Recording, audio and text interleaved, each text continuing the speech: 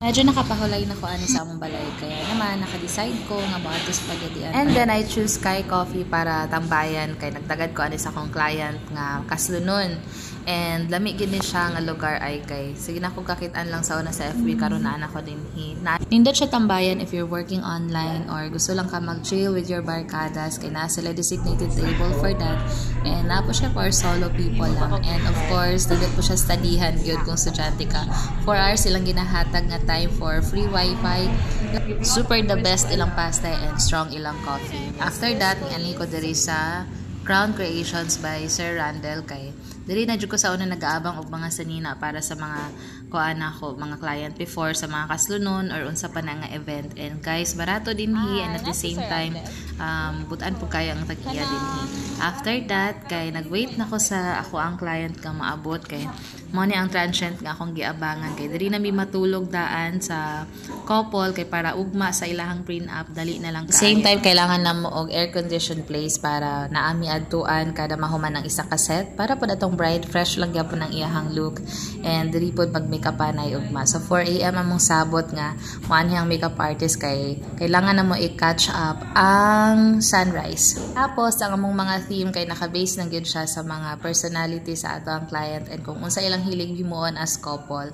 Isa na ako masabtan akong gibate, mura kog naguol nga nalipay, basta lahi gyud siya nga feeling, remembering all those days na nagka-coordinate ko og different events, especially sa wedding, daghan jud kaayo and mostly kay mga pastor man akong client kay makaadto jud kog mga laing lugar and of course naman ko ministry that time nga gi-handle, so dili po ko makasay yes sa tanan, especially kung conflict kay siya sa ministry days nako. So makapamuhat lang gyud ko ani during Monday and other days na wala koy kanang buhaton sa simbahan kay syempre no ang simbahan mo gyud ang una na akong applyan, so dito jud ang mas naka-focus. And of course kana bitong lako gini siya natabang sa ako nga dito jud ko naga-pour out sa akong stress. Atabang po ni siya financially nga makatabang po da sa tong manghod sa iyang pag-eskwela and then pagkahuman kanang na ako'y mga gustong paliton nga mapalit ra jud nako. So pwede jud ka madato ani nga work pero kung gusto kag sideline nice ra gyud pod siya kay everyday magud na ay nagapakasal and hala na gusto na siya. Oh my god. Ayan lang pa sinakagikapoy ko ng time masakit akong ulo but I need to work it out. And of course guys kato bitang mga times nga discover pa na ako nga unsa jud ni siya Lord mao ba gid ni ang ako ang ipabuhat nimo sa ako or temporary ni kay nagwait pa magud ko that time kung para IJSL jud ko. So imagine for 2 years and half while nag-ministry ko, mao po din ako ang sideline. So, while waiting ba sa confirmation ni Lord nga mag-MA studies ko kay, wala na po kay ko na board. Kay kung ma-board na ko, kay kanan na dayon, magsige na dyan kong atiman dayon sa mga kaming nga kasal para dili na ko magsige og mukmok, dili na ko mag-overthink. And of course, kanang lahi ra gyud siya kung enjoy lang gid ni mo imong kinabuhi at the moment, dili na ka maguna-una sa future, bahala na si Lord ana kay iyara gyud ipahilo na ang tanan. Kaya na-realize na ko nga dili ko forever sa ako ang pagka-coordinator, although maayo kay ko ana kay nakita na ko nga I can handle pressure well at that time. Kay amot ba daghan kay mga aberya pero grabe gid si Lord, wala jud ko na ipasagda is ako ang pag sideline and isa una naagid siya naguban sa ako and then nahimog yung successful ang mga event and na-happy ra pud ang mga couple and I'm so happy to see them very happy and contented. And it's my first time to go here in the cafe kay diri ang amo ang second session tomorrow.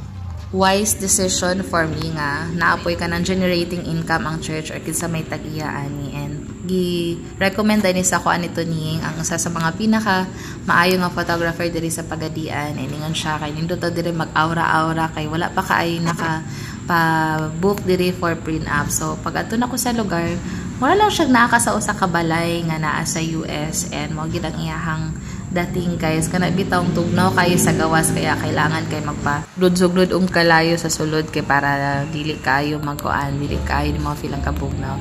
And lami sad ang ilahang chicken wings as in lami anjod ko lami sad kayang ilahang coffee abot pa nga nung nagkalami naman gid ang mga coffee shop diri sa Pagadian oy nagkadaghan kay temptation tuloy pero lami ni siya akong gi-order macadamia ni siya and sa lahi lang yung order basin ganahan lang mo.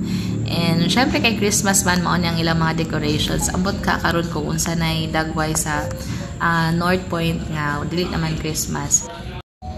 Before day ko nag-order kay nangutana sa ako kung pwede pa mag-clean up diri, and nisugot trust view dayon ang katong crew and cashier nila at the same time, and ana siya nga mag-order lang daw og isa ka coffee, enough na daw na. So grabe, it's a success. Ang dami kong nagawa today, like super thank you God, and excited na kay ko ugma para sa print up. I know nga kapoy gid ang print up and dili gid siya sayon buhaton, pero excited po kayo ko nga balikan ang ako ang work.